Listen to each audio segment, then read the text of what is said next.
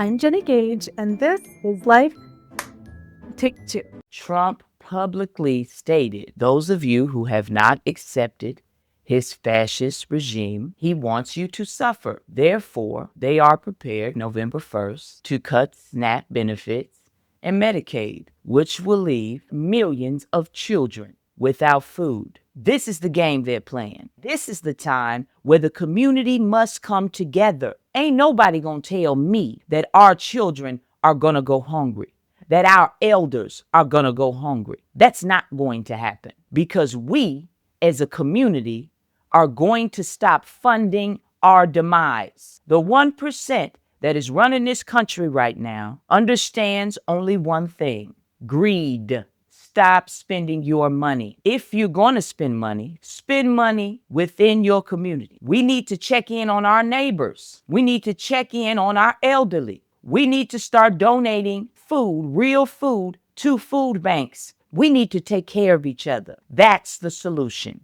because this current government is not your government. They don't work for you. They work for Trump, the chump, and his oligarchs. I want you to know we're going to be all right. We know what it is to suffer. We know what it is to fight. And for those of you who don't think you are ready for this moment, yes, you are, because you have to be. Remember that, and you will always have enough courage to fight back. Hey, everybody. Welcome to Life Take Two. I know there's a lot of great stuff out there on YouTube. I always appreciate you stopping on one of my videos. We have a lot of problems in America, but one of the biggest ones is our healthcare. It has been a disaster for decades. People have gone without care. This is impacting lives. This is impacting our personal family economics. And it's time that we address this. This past week, we had the No Kings marches, and I've talked with some of my friends about how that, yes, No Kings is important. We currently don't have a king. We just have a president who is acting like a king. I would rather the focus was on no peasants. And that, in so many ways, is what Americans have turned into today. The quality of our lives, the standard of living, our access to housing, medical care, transportation, adequate nutrition, and then just living that little American dream of being able to take care of your family in a happy way, maybe go on vacation once in a while, have good education. Those things are becoming less and less attainable. And the quality of those things that we still do have access to is going down and down. We've all heard that term shrink economics when it comes to like our ice cream containers at the grocery store. That container of ice cream 2 months ago for $5 is now half the size and it's still $5. That's not that big of a deal. That may annoy us when it comes to ice cream and yogurt and orange juice. But that shrink economics is also happening in the healthcare industry, and that can destroy our lives. We're paying more for health insurance than we've ever paid in the history of America, and we are getting less care than we've ever gotten. Today, I sat down with Chris Volpe of Ohio. Chris is running for the Senate seat that was vacated when J.D. Vance went to the White House. This is a really important race, whether you live in Ohio or not. This is a special election, and I am now officially a volunteer for the Volpe campaign. I'm working as a social media advisor and doing other things within the campaign structure too. So Chris and I sat down today and we talked about healthcare because Chris has a background in healthcare, which he'll share with you in just a couple of minutes here. But first, I want to tell you my personal story. I know that some of my followers have come over from TikTok, where I've been for the past 6.5 years, and they have seen me constantly in and out of the hospital, constantly almost dying, constantly battling health issues. Not a lot of people who are new to me realize that I am a high-functioning disabled woman, my disability being an anoxic brain injury that impacts my life every day. There is not a day that I don't have migraines, that I don't have muscular tremors, that I don't have neurological dysfunction, and almost all of the things that I suffer with are because I haven't been able to get the medical care that I needed. I was in treatment for my anoxic brain injury, and I had to stop because I ran out of money. And that's not the only health condition that I have struggled with. Now, I talk on my channel a lot about how my ex-husband and I had a really good income. And we did, but we were self-employed. We got married in 1995. We started windshield company. And while we had really good income, early on in our marriage, our first son had an injury to his hand. He actually had his hand almost completely severed by an escalator in a Sears store.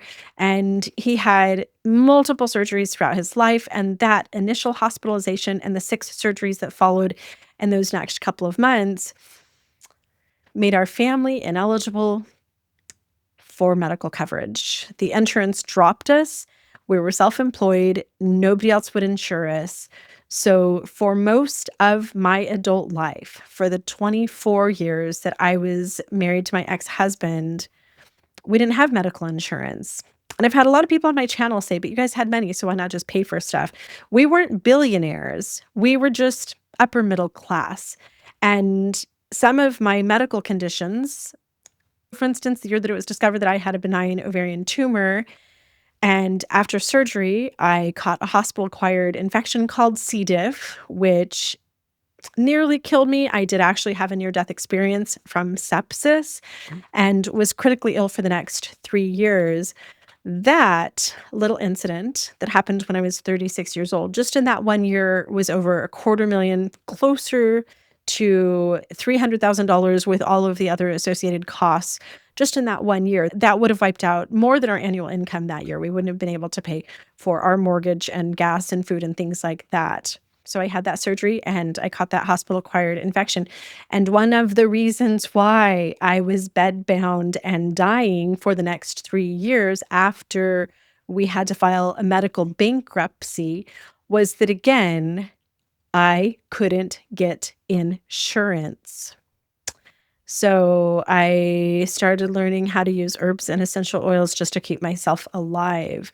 I was in bed for 3 years of my life. The only reason that I lived at all, the only reason that I survived is that some friends did a GoFund. My only option for medical treatment was crowdfunding. As soon as they raised the money for the treatment for this chronic superbacteria that had been eating away at me for 3 years, the day after that treatment, I was negative for the C. diff. My whole life changed. I'm here today, but I still had continuing pain. And it was just after my divorce, when I finally qualified for state insurance, that I was able to have surgery to repair problems that I had had for 11 years.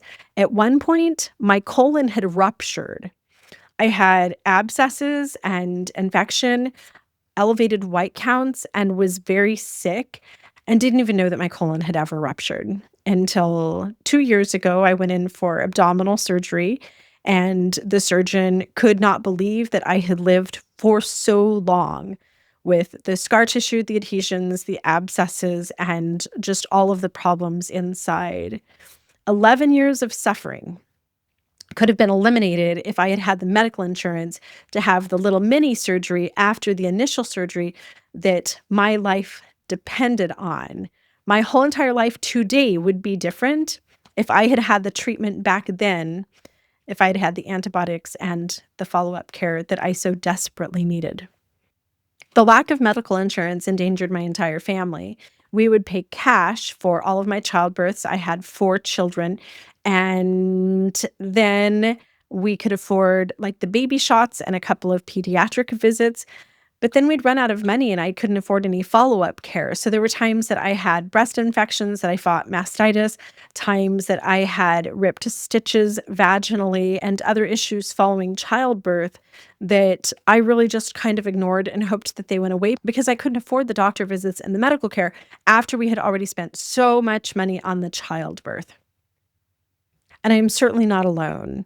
I have other people in my life, and I have heard so many stories from you across the country about your struggles with getting proper medical care. So please put in your headphones and sit back and relax for a minute while U.S. senatorial candidate Chris Volpe shares his insight into how we can repair the American medical system and bring healthcare to everybody.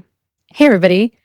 I have the pleasure to sit down with one of my favorite senatorial candidates, Chris Volpe of Ohio. Chris is running for the seat that was vacated by JD Vance. And Chris, I guess that I should probably also introduce Pumpkin because she's going to make a couple of cameos, or at least introduce Pumpkin's tail. Yeah, I've been on traveling all over the past couple of days, and I think she's a little needy. She wants some attention. Where have you been to? Where'd you travel to? Yesterday, I was at the Champaign Democratic County's dinner, and just been traveling around, chatting with people. I've done 2 campaign things today, so just a lot of being out and about. And I work from home normally, so she's used to just having me here, I hope the campaign trail is treating you well. Hope that you're meeting a lot of people and hearing a lot of good conversations. And I appreciate you taking the time today. I know your time is really valuable. So thank you for chatting with us. We sat down a couple weeks ago and you shared your dreams for Ohio. There's 2 things in our conversation that really jumped out at me. First of all, I've never cared about any political races in any other states but my home state, because as an Arizona girly, Arizona is the only thing that matters to me and impacts me, right? And in our conversation, I realized that that's absolutely not the case. And a senatorial candidate in Ohio also impacts my life. If you're elected, you're going to be voting on policy that's going to impact me all the way over here in Arizona. So thank you for pointing that out, because it's the first time that I've ever really felt energized about following some of these special elections that are happening across the country. I pulled up a list. I've been asking my audience to do the same, and I have officially filled out the form. So I am now, I can say this officially, that I am a Chris Volpe campaign volunteer. So thank you for wanting me to help. Yeah, thank you very much. And there was something else we talked about that hit me like a bag of bricks. And that was some little details that you shared about healthcare. Universal healthcare is a huge talking point for so many American families right now. And I shared before we segued into this section of my video that my own personal health journey and not having health insurance for most of my life has impacted me and still continues to impact me today. And then 2 years ago, when my daughter, who's now 22, went and got her first job as a server in a restaurant, she needed health insurance. And that journey to find health insurance for her was one of the most overwhelmingly disappointing things that we've ever done. It's so easy to call and get car insurance. It's so easy to buy a car, and so many, her cell phone and all those different things as she was transitioning into adulthood. That stuff was really simple. We had a conversation with a insurance rep. Actually, we had multiple conversations with multiple insurance reps, and the prices that they quoted us, and then the combination of some of them not covering any prescriptions, and then the out-of-pocket cost, the copays, and then in some cases, then if you're in the hospital, it's only going to cover 60% of this. As my daughter crunched the numbers, we realized she would spend her entire yearly paycheck on insurance. And Chloe does have a pre-existing medical condition. She is celiac. She does need medical treatment and monitoring from time to time, and she will for life. And it was so overwhelming and so frustrating. And the insurance rep told us, he said, I just tell any of my clients who need private insurance, either quit your job and go get a job for somebody who offers insurance, or just try to stay healthy. And Chris, neither of those are really good options for a lot of people. So the conversation around universal healthcare is a huge one.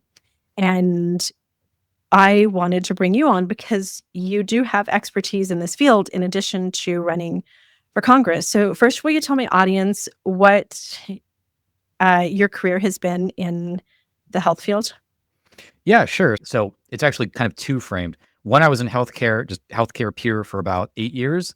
And then after that, as I started my video game and software company, we actually did quite a few healthcare related products. So apps, websites, training tools. As an example, we did a project with Nationwide Children's Hospital for kids with muscular dystrophy, for example. So I've been in sort of the health space and working on health projects for 15 years at this point. In addition to that, in my education, I have a master's degree in public health with 2 specializations, health behavior and health promotion. So focusing on helping people be healthier and how we can advocate for systems that do that.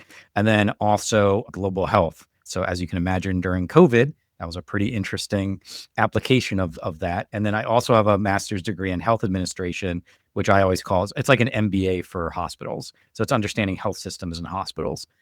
So I've got a pretty, I say, robust understanding of both sort of the high level of healthcare, but also the systems-based approach of thinking about healthcare systems.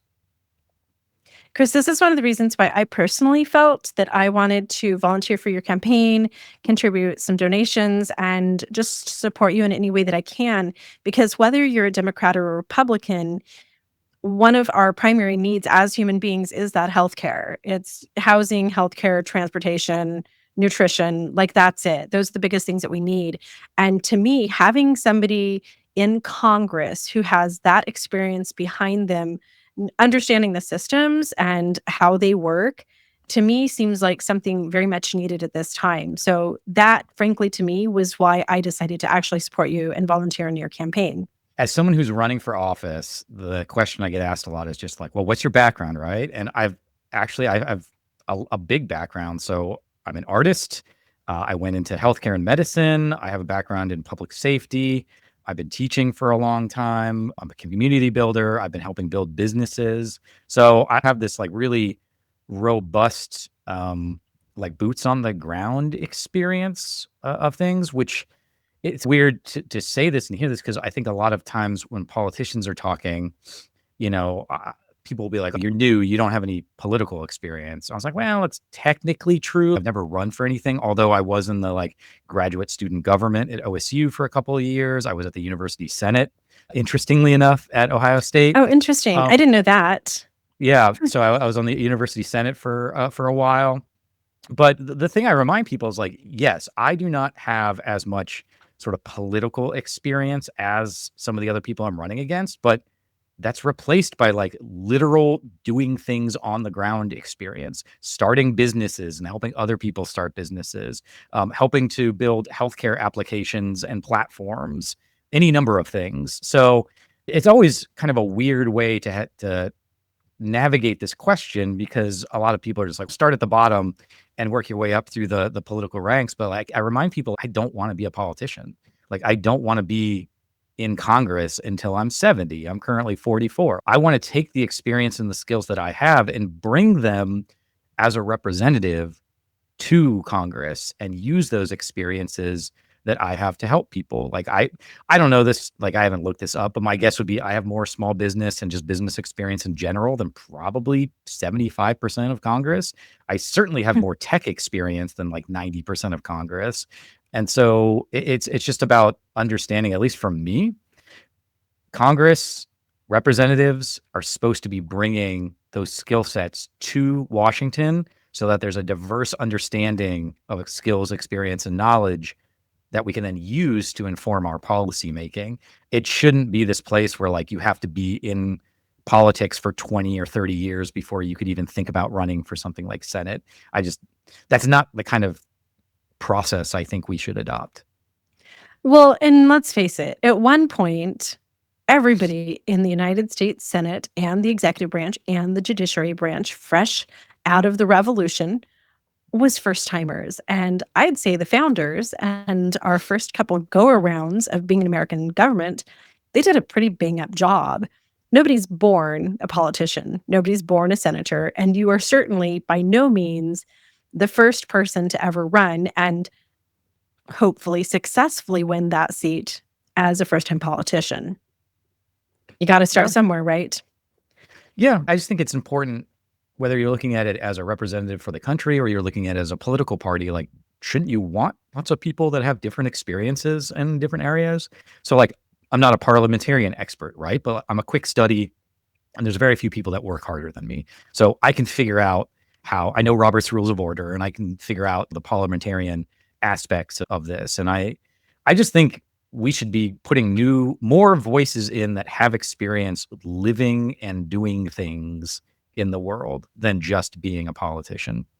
I agree. It seems like we have a whole bunch of people in there who are really good at being politicians, but not really good at doing anything else. And, I have no expertise in that field. That's just a civilian observation of what's going on. Sure. So I'm with And it's you. also I have embarrassing. It's embarrassing when you see like these Senate meetings where, tech people are coming in and they're having questions. And like the questions these senators are asking are just like, it's so obvious you don't know what you're talking about. You just don't fundamentally understand the basics of the internet or apps or AI or any of those things. It's just like there's no meaningful conversation being had.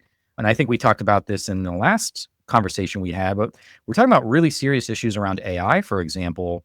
And like, if you don't even understand the basics of how AI potentially functions, how can you properly understand or regulate something like that? And and that's where the remind my lobbyists come in, audience, right? you're really good at that. And you have run a video game company for how long? Yeah. So yeah, we And started in 2012 and was doing it full time in January of 2014. So we're at 11, 12 years now. and it's large, and you have tons of experience and training in tech too. Like, you have Yeah. expertise in a couple of different fields, which to me are really relevant to where we're headed as a nation. So I fully acknowledge that, like, I don't, particularly with like AI, like nobody knows everything about AI, right? I don't know everything, but I'm also willing to be like, hey, I don't know. Let me find out for you. But I understand which questions to ask. I'm good at understanding where to get legitimate information from. So we know we can talk about these things in real world terms. well, Chris, I have a couple of questions for you that I Sure. wanted to bring you back on for today. So around healthcare, hmm my big question is, why is it such a disaster? Why was my daughter looking at spending most of her income? Why do I spend so freaking much money as an independent subcontractor, self-employed, to the point that it's really difficult to afford insurance? What is the problem in America? And especially as the government is currently shut down and Yeah. some of these things are about to expire. So I know in the state of Utah, a lot of my friends are panicking and posting to their Facebooks that their health insurance is about to expire and they have these big families and they don't know what to do. So why is this such a problem? How did we get here? What happened? Well, I mean, that's a long conversation. The cynical answer is money, right? There's just a lot of money that can be made in healthcare, and so people don't want to give that up, right? If you look at it through sort of a basic economics 101 lens, you've got a service provider of goods and services, so that would be healthcare providers, hospitals, doctors, whatever. And then in order to balance that, you need some sort of countervailing force. Otherwise, they can just keep charging whatever they want. And we saw that actually in like post World War II up till I believe it was like 83. We used a cost plus system for healthcare, which is providers could bill the government for a reasonable cost, and then the government would provide a profit on top of that of somewhere between like 4 to 8%, So it something was like that. subsidized, sort of? But it's not even subsidized. It's actually worse than that because you could come to me and I'd be like, okay, I'm going to give you an X-ray. And you're like, cool. Let's just say for the sake of you're on Medicare or Medicaid, something like that, right? And then I could just go turn around to the government and be like, okay, that X-ray cost me $200. Give me $200 plus 5%, right? But there's no incentive for me to be efficient because I know no matter what my cost is, I will always get paid that back plus some percentage, some profit margin. So there's no reason for me to ever be efficient because it doesn't matter, right? Now, if the government was like, oh, hey, okay, you did an X-ray, we're going to pay you $100 for that X-ray. And you're like, well, it cost me, $98. And we're like, well, you made $2 in profit, right? That's one of the main issues that sort of in the first part of, kind of our lives, we were hitting is that this cost plus system was just driving up costs, exponentially. That cost plus system ended in the mid 80s, early to mid 80s. And then we started moving into more or less what we currently have. ACA and Obamacare changed some things, and we can talk about that later if you want. But the core issue right now is that we're kind of stuck in this worst of all worlds where we don't really have a good mechanism except for Medicare and Medicaid to push back against pricing. Now, health insurance companies do, and you could kind of argue that's one of the only things they're good at is pushing back against providers and trying to keep costs low.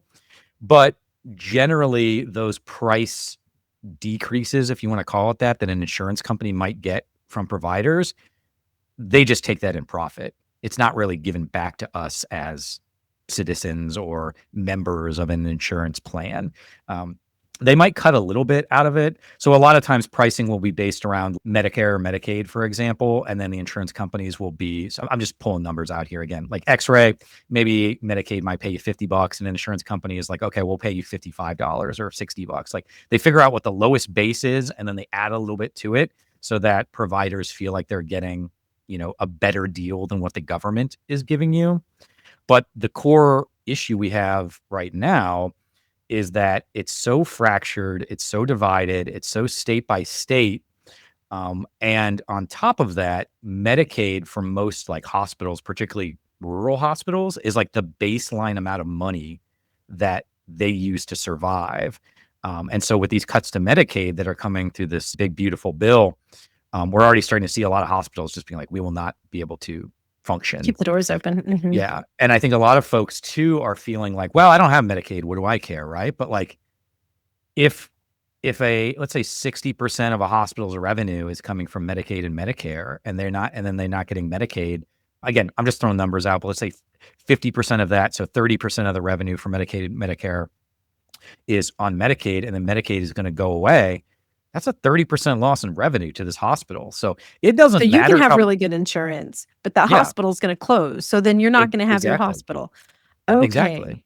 And so that's one of the big issues that we're going to hit with this big, beautiful bill. But to answer your question, it really just comes down to money. And there's a lot of special interests that don't want a universal system because they will lose control. So I'm sure you've heard of the term monopoly before, but and I thought we weren't supposed to have them in America. I thought that we had things that kind of legislated against that, right? This is another big issue is that because we, rightfully so, don't want people dying in the streets, you cannot have a true free market for healthcare. And because a free market means that companies will be allowed to decide to provide or not provide services based on their financial needs and their whatever their service provisions are, right? Which could totally mean that like you bring your daughter in and they're like, nah, we just don't want to take her. And Can you imagine? And particularly if you're out in a rural area, that could be the only hospital for 90 minutes to 2 hours. So now it's life or death. This is a huge quality of life issue. This is crucial to our survival as individuals and as a society. We can't go there. That can't happen. And so, but we just by the nature of things, like we have these kind of regional monopolies, which in some ways is not the worst because like, again, rural hospitals, you don't need like 12 hospitals in a rural area, right? Big cities, you need multiple hospitals. So sometimes you just need a hospital and that can act as more or less a regional monopoly to provide services for.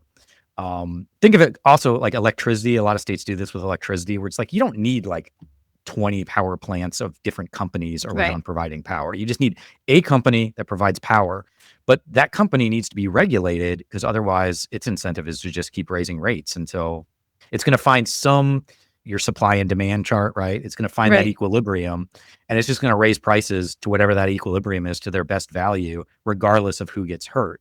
But in the case of healthcare, like people literally die if they get cut out from this system. So any country, any system in which you don't want people dying in the street requires that you need to sort of, I hate to say violate some of these free market principles. And we can put a pin in that and talk about that more. But the larger kind of issue right now is that we have the worst of all worlds where we have these fractured insurance companies that can choose to take people or not take people. We have a relatively inefficient, though well-liked government system. Medicare and Medicaid are generally very popular by the people that use them. Medicare is one of the most like positively ranked systems in the United States. People that are on Medicare love Medicare.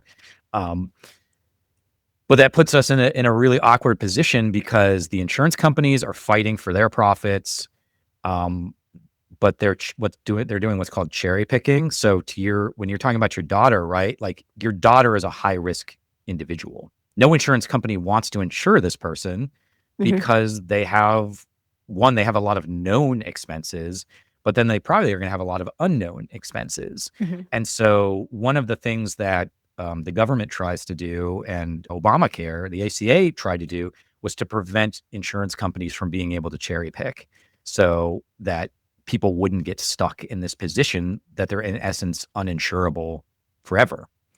And then once you start getting uninsurable people, then you take them to the hospital eats that cost because they're going to treat you for emergency reasons, because currently in the United States, hospitals are not allowed to say no to emergent cases coming into an ER.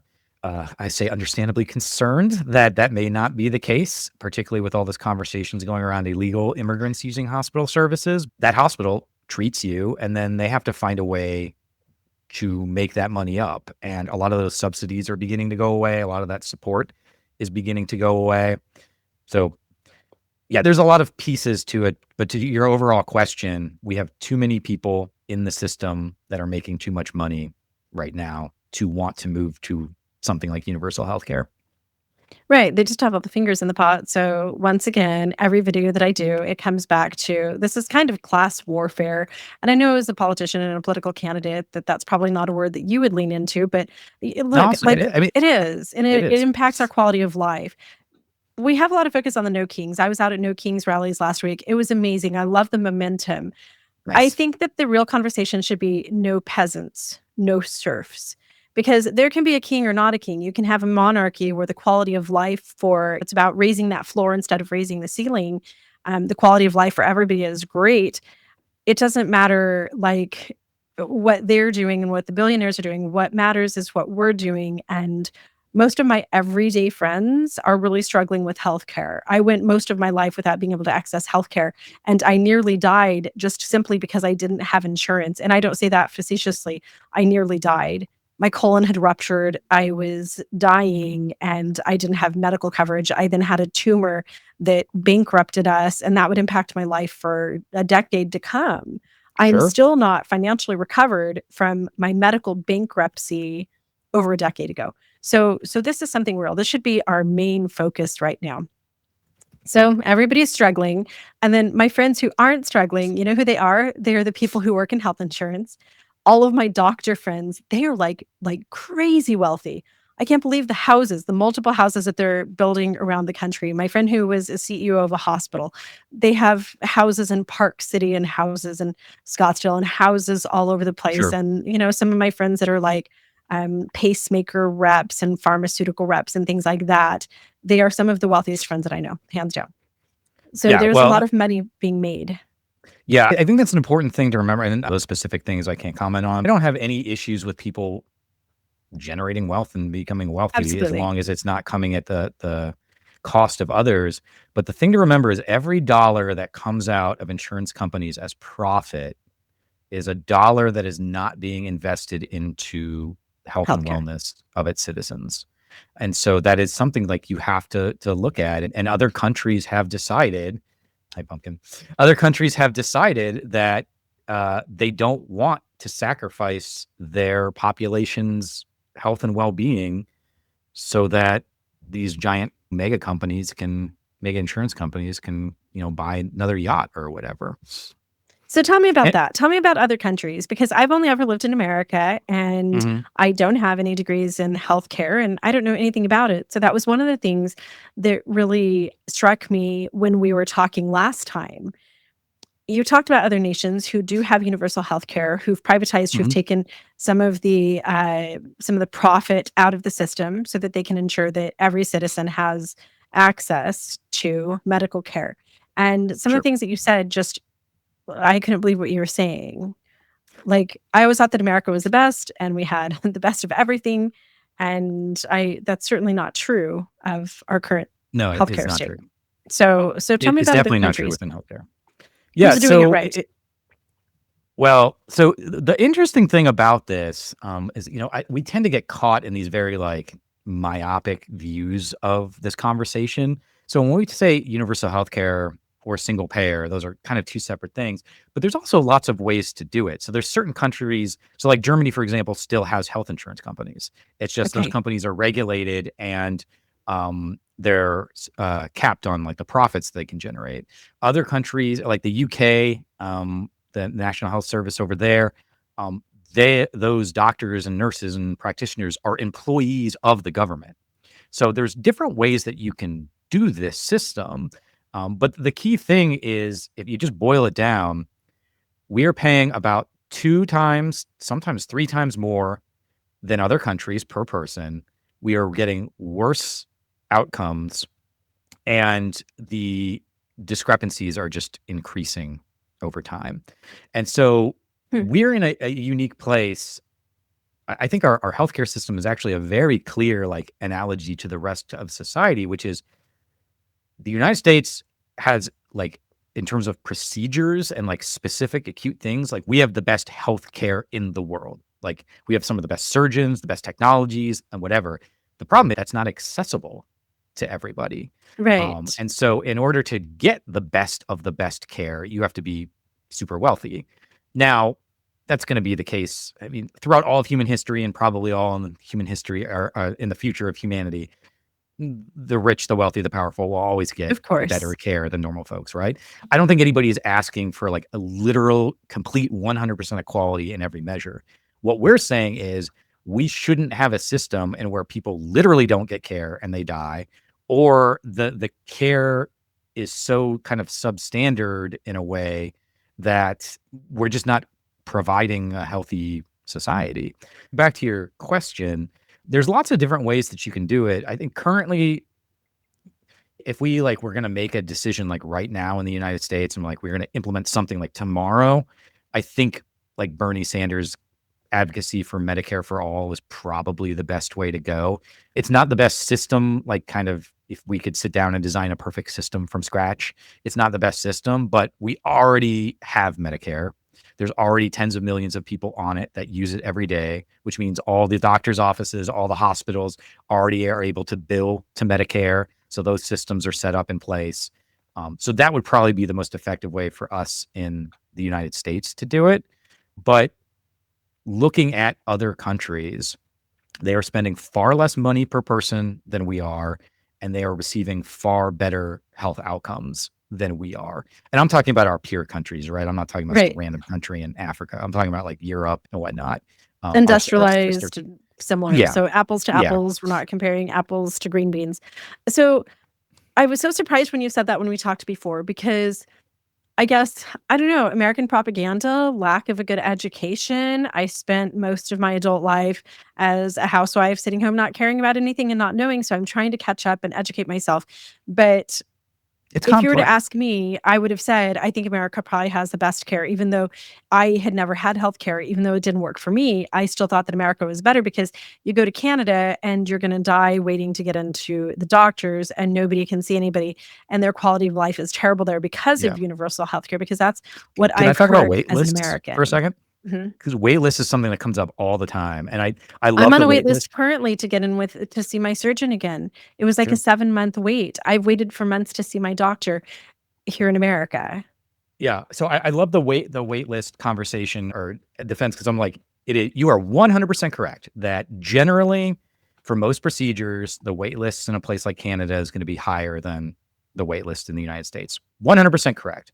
What you're leaving out, however, is the fact that there is a significant number of people in the United States with insurance that will never get that procedure. They will never be able to afford it, or they will never be, in a plan that can cover it. So if you take those people in, because in Canada, the UK, France, Germany, pretty much anyone who needs a procedure, particularly an emergent procedure, will at some point receive the procedure, right? But in the United States, that is not the case. So if you take into account the people that will never receive the procedure because their insurance doesn't cover it or they just can't afford it, then our wait times actually go up to be some of the worst among the developed worlds.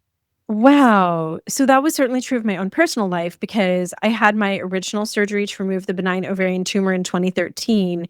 I had complications following the surgery. I had scar tissue and all kinds of different things. We then had a medical bankruptcy because we didn't have insurance, because we were self-employed and we made too much money. So we couldn't, get state insurance, and then nobody would cover me. So I knew that I needed more surgery. I simply wasn't able to get it. So I spent over a decade in absolute pain, in and out of the ER. I just constantly sick, suffering, very sick, until Yep. finally, because of the scar tissue and adhesions, my colon ruptured. I almost died just 2 years ago. So at that point, after my divorce, I was finally poor enough for the state insurance. And for the first time ever, I just had access to the care. So Yep. then I had the surgery, which changed my life. I'm sitting here today talking to you about this simply because I had access to medical care, Yeah. access So to that one of the best surgeons in Tucson. So I had an 11-year wait simply so because I that didn't have you were a insurance. part of something that's referred to as the Medicaid spin down. And that is, there are people whose income or wealth puts them above the point where they could qualify for Medicaid, or in your case, it was some sort of state sponsored insurance. But we Um, couldn't afford anything else. And the insurance companies, the private insurance companies, nobody would pick me up. Yeah. So what ends up happening, and you see this a lot with older individuals who later in life, I mean, these are people who have worked 40, 50 years, have been accumulating retirement, were hoping to be able to enjoy their golden years, and they end up getting sick. And the insurance that they have, hopefully Medicare helps, but they may need Medicaid supplemental. Or if you're younger than Medicare age, you have to what's called spin down your assets so that you qualify for Medicaid or a state sponsored insurance. So you have, say, 20, 30 years of building up assets, building up a retirement fund, maybe paying on a house, and then you get sick.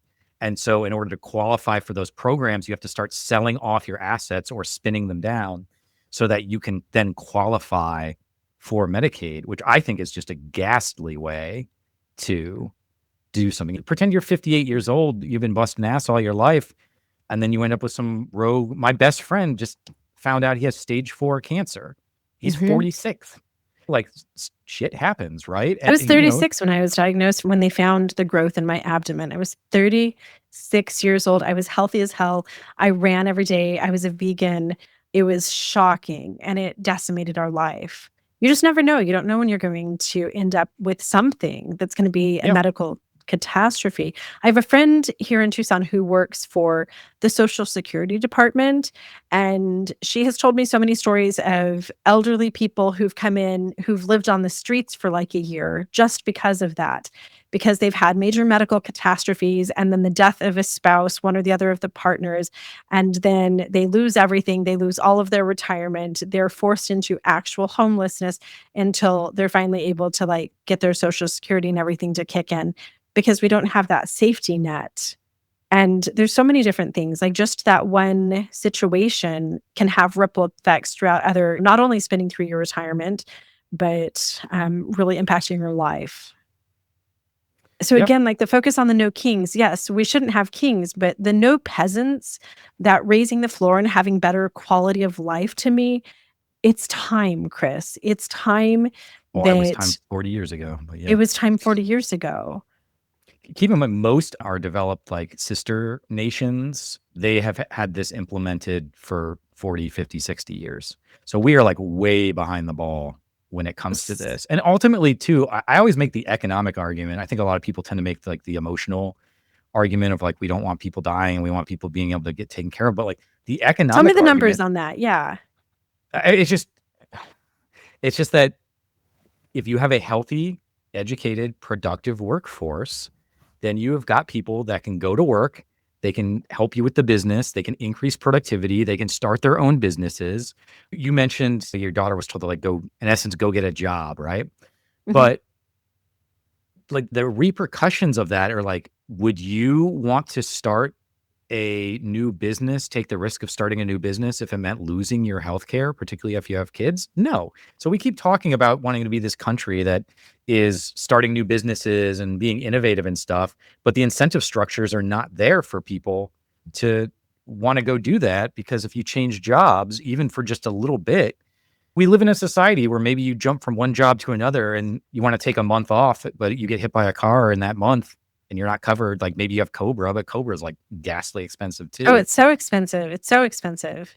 As a structural thing where we want to have as many people able to pursue freedom and opportunity as possible, then yeah, you don't want to put them in a situation where some random thing can happen to them. And on top of that, you also have to keep in mind that a lot of the issues that can plague you are not necessarily your fault. Like maybe you Mhm. live in an area that's being exposed by a like a wind pattern to smokestacks, right? Like there's lots of what's called externalities that can hit you that you don't really have control over, and now you're getting sick. We just had a lot of stuff around burn pits in the Iraq war for our Mhm. soldiers that were I suffering. have Of some course, friends because I was treated at a neurology clinic here. And Chris, right now, I need more treatment for my anoxic brain injury, and I can't afford it. So currently, right now, but I have a lot of friends that were at my neurology clinic who were from the burn pits. And it is just one conversation after another about how that veterans like rejected this, and then their medical insurance rejected that. And they weren't mhm, able to get crucial critical care. So a lot of these people are yeah, disabled, and not only are they disabled to where that they can't work, but they're suffering like on a daily basis. Their lives are for some of them, just absolute living hell. Like the burn pit veterans, many of their lives are absolute living hell. yeah. And you've hit on something too, just right there. Like one of the key issues that we have is just how inefficient our system is. All the billing to different insurance companies and all the questions and all that stuff is being offloaded to us as individuals. All of the conversations with insurance companies that you have to have, like the back and So forth like to the get administration pre-approved. aspect of it. Yeah. Like all of that is being burdened on us. There's an estimate that we would save 20 to 25% of our per capita healthcare spend the moment we switch over to a universal healthcare system, because we wouldn't have all of these expenditures having to deal with all these different insurance companies. We would be able to standardize our requests and our approvals in a way that doesn't require this. And like, I think I told you the story when we talked, but I had a friend just maybe 4 months ago whose mom had a stroke, and they took her to the hospital, and they needed access to her insurance information and they couldn't get it. And so they tried to log on to her like web portal to fill out the form, and they didn't have the password, and they tried to do a password reset, and the company was like, "Oh, you have to call." So they called and they're like, "Hey, my mom's just had a stroke. We need to initiate, the hospital says we need to initiate this form for this procedure." And they're like, "Oh, we're gonna have to talk to the person." And she's like, "Well, we just need a password reset." And they're like, "Oh, we can't reset the password unless we talk to the patient." And But they're she like, just had a stroke. "My mom just had a stroke and cannot speak." And they're like, And "Well, to I'm save her sorry." life, we need a Yeah. password reset. So what they ended up having to do is that he had his fiance call and pretend to be his mom Pretend. so they could get a password reset on the portal. And I'm like, this is ludicrous that in times of distress, in what is some of the most difficult, challenging times in a people's life, when you should be next to your mom, holding her hand, taking care of her, because this could be the last time you also spend any time with your mom, right? Like in these final days of life, we're dicking around with all this insurance nonsense, and it's just Mhm. disgusting. It's gross and it's inefficient. It doesn't benefit anybody except the people that are making money by this just continual inefficient process. Well, Chris, that's a real problem because they don't want anything to change. And so they're lobbyists, and they are some of our government officials too have come from healthcare, and doctors that become politicians and all kinds of different things. Like there's so many layers of people who are incentivized by keeping the system like it is because this allows them to get really rich. So again, have never worked in healthcare, but my ex-husband and I ran a windshield business for years. And when we first started, there was no network, right? So if we did a Corvette, we would just decide what we wanted to charge. Okay, well, that's $1,000 to put that windshield in, and then a little extra here, a little extra there. There was no cap, there was no regulation, there was no nothing. We could just charge whatever we wanted. It was great, right? But it was costing the insurance companies quite a bit. We were making a lot of money. Now, Auto Glass in the state of Arizona has a network, mostly across the country. The insurance Mhm. companies have brought in these networks that regulate everything. And so we don't just charge whatever we want to charge. When we put a windshield in, there's a cap, there's a formula. They tell us, here's what this windshield. And so it saves the customer money. The insurance companies are able to control the expenses. There is the one network. So there's not all kinds of different little, we used to like hand send out each invoice for each glass job to each individual company. And it was just a Sure. disaster. And Yeah. it's funny that the auto glass industry updated and that health insurance, which is so much more crucial, this is life or death for literally every single one of us, Yeah. hasn't changed. My thing is always, and you've heard me say this probably half a dozen times now, is you always have to ask yourself, what is the goal we're attempting to do here? And in healthcare, for me, the goal is to give as much people access to the services, both preventative and acute, Mm. as well as emergency, obviously, so that we can make sure that everybody has the freedom and opportunity to live their lives the best they want to in the way that they want to. That is not what we're currently doing. Now, if our goal is to make as much money as possible for a subset of people within the health insurance market, like, we're doing great. That's great, right? And for We're some winning people, at that that. yeah, that is the goal, but like, it's not sustainable. And America as a whole has been able to kind of like skate its way past some of these issues because we've just been so affluent and over the past 60, 70 years. And a lot of we've been able to kind of like, it's sort of like in software, when you're developing software, you can kind of like cheat a little bit as the computers get stronger because you can just be like, the computer's processor is fast enough. We don't have to worry about optimizing our code and making it efficient because the computers are now fast enough to just run what we want to at a decent clip. But back in the day, 20 years ago, when you were working on a piece of software, you had to actually be real efficient because the computer would slow down to a slog if the code was poorly written. That's So we've kind of had how, kind of an economic bubble, right? Like off and yeah, on, like the 50s and 60s were kind of nice. And we've had kind of a boom here in America for a while. But I feel like that economic bubble overall is definitely popping a bit. And everyone that I know, except for the really wealthy, are struggling. So we can't cheat anymore. yeah. I mean, ultimately, we're getting to the point where none of these structures that we've built that have been not built efficiently, not built to actually solve real problems. We put these like band-aids on these Right. problems and hope they'll just hold. And we're getting to the point where they're just not going to hold because when the economy starts to go south, then you start to lose that buffer of money.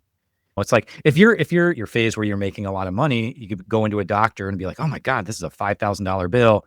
It might you clutch your chest a little bit. You'd be like, "Oh," but you could Yeah. afford the five But I thousand can dollars. still pay it. Mhm. Yeah, but when the economy goes south, you can't afford that $5,000, and so then you don't pay the $5,000, and then the hospital is in writing that off as bad debt, and they're like, "Okay, well, I'll go to the government. The government can help subsidize some or all of that cost, and I'll be okay." But then the government stops doing that, and now the hospitals are like, "Oh God, we can't afford this." Eventually, you run out of ways to find money, and the system collapses. And my fear is that's where We're we are headed. heading to.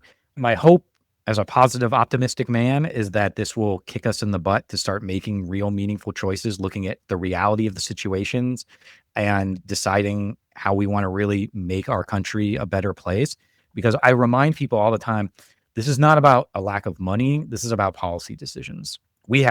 This country has the money to do these things. We have just allowed it to go out of control for too long. And now we're really going to be suffering the consequences for it. Just personally, we are expecting somewhere between an 80 to 130% increase if these ACA subsidies don't get taken care of through this government shutdown.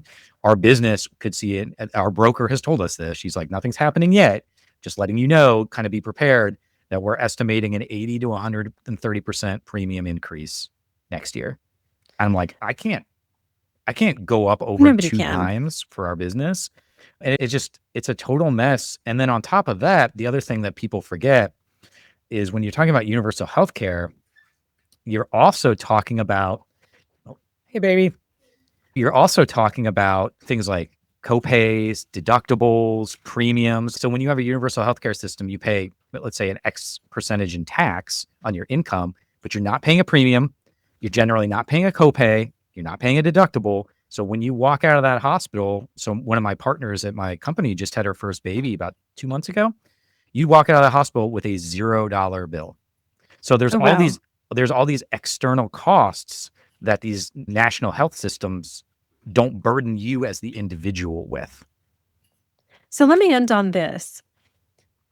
We do have the resources, and I believe that. I think that we could do this. This is just because of policy. Yeah, it's absolutely because of policy. So for years, even though I didn't have health insurance, I did everything I could to make sure that health insurance was never a thing. I didn't want universal health care. Now, I did vote for Barack Obama, who eventually brought us Obamacare, but I voted for him Mhm. for other reasons, and that was very abnormal for me. I was LDS, I was very Republican. Obama really inspired me. But I would have never voted for universal health care. And it's Okay. funny because I was voting against myself, right? I was shooting myself in the foot. And the reason is I felt like we worked so hard for our money. Like we were already self-employed. We were working our butts off 7 Mhm. days a week. And I felt like if we have universal health care, then this is socialism. And now like half of our paycheck is going to be supporting all of those people who don't take care of themselves. So that was my big fear. I voted against and did everything I could to avoid universal healthcare or any type of a change to the privatization that we had to come into fruition just simply because I didn't want them to take from me. It was pretty selfish. I didn't know the numbers. I didn't know anything about it. I wasn't educated in it, but it made sense to me. Sure. So what would you say to all of the people out there who think that we personally, as individuals, as the working class in America, who already have our taxes going to this and that, and there's already so much overhead, and we can barely keep up, and groceries are expensive, and everything is expensive. So I don't want like an extra $7,000 or $20,000 a year of my taxes to go to spark this new system that's going to change everything. Sure. What would you say to them? Yeah, first of all, it's not a new system. There's a joke in the public health world, which is like Americans are the only people that don't want to spend $400 a month in taxes so they can spend $4,000 a month in healthcare premiums. Mm. Like that's really the reality of it is like the exchange that we're getting is just ridiculous. Like I Oh, personally would much rather pay $400 a month in increased taxes than spending the $4,000 a month in premiums that we're paying, right? So ultimately, at the end of the day, our system is the most inefficient system that we can. And what I encourage people to just keep in mind is that the nature of healthcare and the nature of getting sick, as you've brought up multiple times in this podcast, in many ways is not up to you. You can live as healthy a lifestyle as you want and still end up getting cancer or getting hit by a bus or whatever. And so the reason we create these systems is to make sure when these things happen, which is what insurance is, that's what a risk premium is. mhm. When these things happen, that you are taken care of and you are able to get back to the things that you love, your family, your work as quickly as possible without feeling like you are going to be in a position to be, medically in debt. And so ultimately that's what we're striving to do here when we talk about a universal healthcare system. I had over $250,000 in debt from that tumor, which is what led to the medical bankruptcy. And I recently read a statistic. Yeah. So the one I'm familiar with is about is that roughly 60%, 50 to 60% of bankruptcies are medically related in some way, and 80% of those people have health insurance. So it's not a case of not having health insurance. It's not a case of being lazy. It's just that the costs for some of these, and again, a lot of our health insurance plans are just becoming so complex, and like illnesses that they cover are becoming like our plans are just getting worse and worse. And who the hell looks through their plan, right? Like, Mhm, did you fully look through the 1,000 pages of covered things to see if it mm-mm. covers this or that? But also, the thing I do remind people, and this kind of catches them off guard sometimes, is like they'll talk about, oh, I like my plan. I was like, okay, where do you get your plan from? And they'll be like, work. I was like, do you have the option of choosing a different plan? And they'll be like, well, maybe you have one or two other plans before. So I was like, so really at the end of the day, you might like your plan, but you have no control over that plan. If they decide Right. to change that plan tomorrow on you, you don't have a say in that, right? So there could be something that, asthma, emphysema, diabetes, whatever, there could be some illness or chronic disease that you suffer from that could either be completely taken off the plan, or the copays and deductibles could shoot through the roof from one year to the next, and you have no control over it because we all receive our insurance through our employer, and our employer gets to decide what they want to Right. do, Well, that what they happened want to to me cover. just prior to my divorce. My ex-husband, we were getting health insurance finally for the first time in decades. We were getting health insurance because he was working for another windshield company, right? And then they just decided 3 or 4 months into us working there that they were just going to eliminate all of the health insurance for all 400 employees. And so just one day they're like, you no longer have health insurance. And it was just gone. It was gone for everybody. They're like, we do have medical savings accounts, but that really didn't do anything. That didn't cover anything. So And we we've just seen that. lost it. We have seen that with retirement accounts. The idea of getting a pension nowadays is Yeah. just ridiculous, right? It's like a fantasy. And there's been people in our circle that have gone from 401ks to like health savings accounts or retirement savings accounts. Like we have seen the degradation of the value of our benefits over time. So not being too cynical here, trying to be optimistic, Christopher, but like there's nothing in history that's indicating in any way that the corporations that are providing us our health benefits are going to be looking for our best interests, right? So, Right. Okay. on that note, I think we have an opportunity here to really do something meaningful and powerful to make our lives, our day-to-day lives better, and to take care of ourselves as Americans and to take care of our family. Like we have an opportunity to do that right now, which I think is pretty exciting. Well, thank you so much. And after researching this myself and deep diving into medical systems for literally the first time ever in my adult life, I'm convinced that the benefits of transitioning over to something like you've talked about today far outweigh any of the risks. And Yeah, I certainly I think would that agree. it's time. So I would agree. thank you so much for all of your insight. You're absolutely amazing. Will you tell everybody what you need as a candidate as you run for the seat that was vacated by J.D. Vance for the U.S. Senate and exactly where they can find you? Yeah, absolutely. Thank you so much again for having me on the show. I'm happy to come back again and talk healthcare anytime. Awesome. But I'm running for JD Vance's Senate seat in Ohio. You can find me at volpeforamerica.com, as well as Volpe for America is my social media handle on all the various things. So you can check me out there. I try to be super accessible. You can contact me through the website. You can ping me on all the social medias. But I really appreciate the conversation. We could use some donations, and we're starting to ramp up our volunteers right now. So if anybody's interested, even if you don't live in Ohio, you can donate and support outside of Ohio, help spread the word. But grateful to be here. Great to talk to your audience. Thank you so much, Jenny.